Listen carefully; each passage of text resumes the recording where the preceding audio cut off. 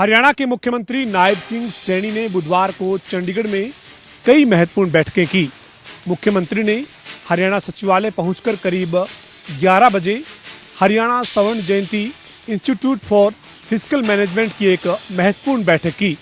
इसके साथ ही मुख्यमंत्री नायब सिंह सैनी ने डिपार्टमेंट ऑफ फ्यूचर के साथ भी बैठक की। सीएम ने डिपार्टमेंट ऑफ फ्यूचर की बैठक में भविष्य की जो तमाम योजनाएं इस विभाग की है उसको लेकर समीक्षा की। इसके बाद मुख्यमंत्री ने हरियाणा के गृह विभाग के साथ बैठक की और प्रदेश में कानून व्यवस्था की स्थिति समेत तमाम मुद्दों पर चर्चा की। इसके अलावा प्रदेश भर में जो मंडियों में फसलों की खरीद शुरू हुई है उसकी भी समीक्षा मुख्यमंत्री ने अधिकारियों के साथ हुई बैठक में की है। इसके अलावा मुख्यमंत्री नायब सिंह सैनी ने सुबह उनके आवास पर पहुंचे तमाम लोगों से मुलाकात की और उनकी समस्याएं सुनी। इस दौरान मुख्यमंत्री ने लोगों की समस्याएं सुनते हुए मौके पर मौजूद अधिकारियों को उनके समाधान के दिशा निर्देश जारी किए।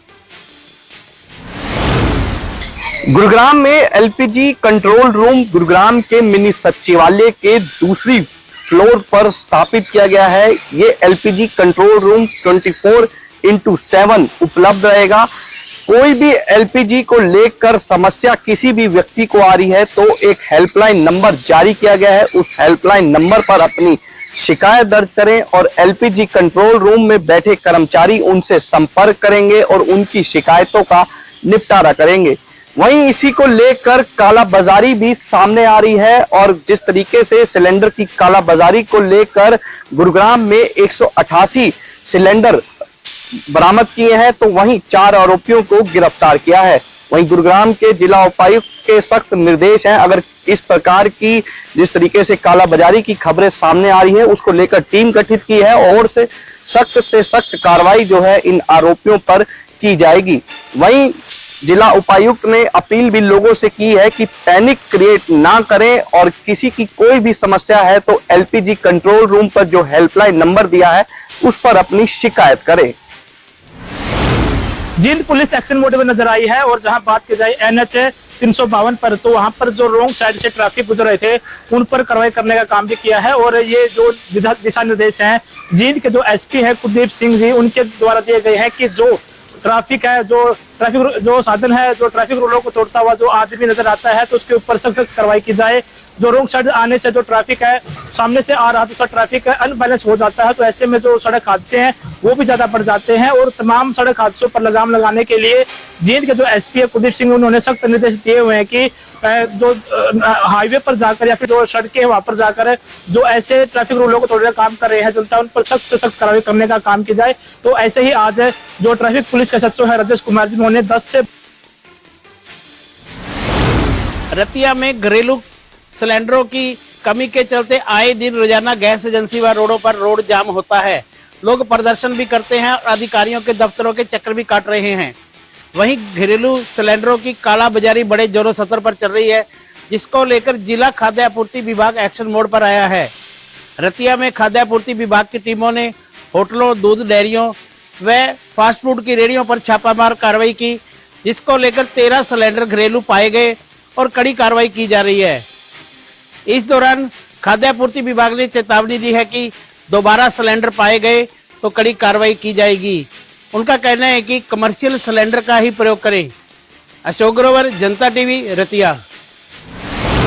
फरीदाबाद में एक तेज रफ्तार कार ने डिलीवरी बॉय को टक्कर मार दी। टक्कर इतनी तेज जोरदार थी कि डिलीवरी बॉय मोटरसाइकिल सहित काफी दूर जा गिरा जिसके चलते डिलीवरी बॉय गंभीर रूप से घायल हो गया। हालांकि आसपास के लोगों ने आनन फानन में डिलीवरी बॉय को इलाज के लिए दिल्ली के निजी अस्पताल में भर्ती कराया जहां इलाज के दौरान डिलीवरी बॉय की मौत हो गई।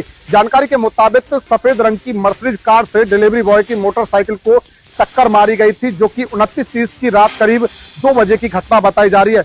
बाद में इसकी सूचना पुलिस को मिली। पुलिस ने पूरे मामले पर कार्रवाई करते हुए कार को कब्जे में ले लिया है। सफेद रंग की मर्सिडीज कार किसी कंपनी के नाम पर रजिस्टर बताई जा रही है। हालांकि घटना को अंजाम देने के बाद मर्सिडीज चालक मौके से फरार हो गया था और इस घटना में डिलीवरी बॉय की मौत हो गई थी। फिलहाल जो है वो पुलिस आरोपी चालक की तलाश करती हुई नजर आ रही है। फरीदाबाद से जनता टीवी के लिए मुकेश राजपूत।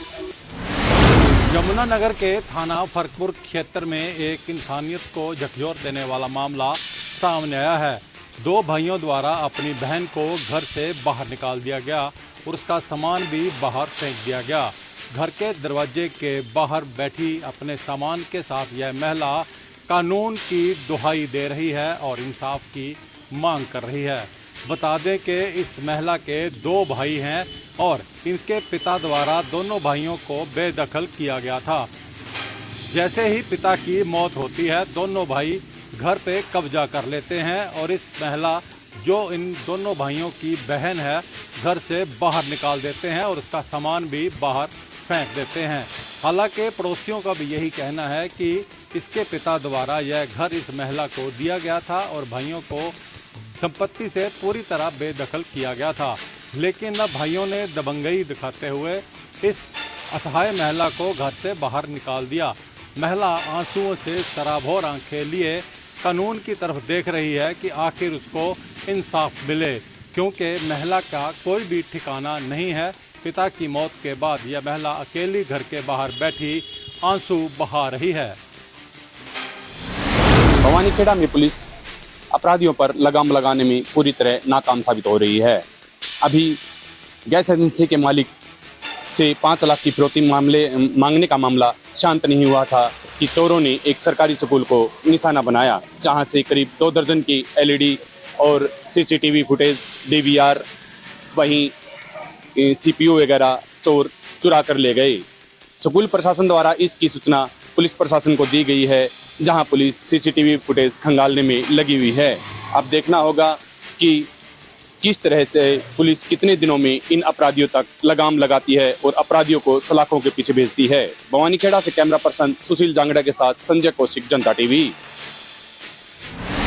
प्रदेश के तमाम टोल प्लाजाओं पर आज से टोल के रेट बढ़ाए गए हैं और इस वक्त मेरी मौजूदगी सोनीपत से गुजरने वाले नेशनल हाईवे स्थित बिघान टोल प्लाजा पर है, जहां टोल की मामूली जो दरें हैं उनमें वृद्धि की गई है। और आपको बता दें कि टोल प्लाजा पर जो शुल्क है वो अब 5 रुपए से लेकर 35 रुपए तक ज्यादा वसूल लिया जाएगा।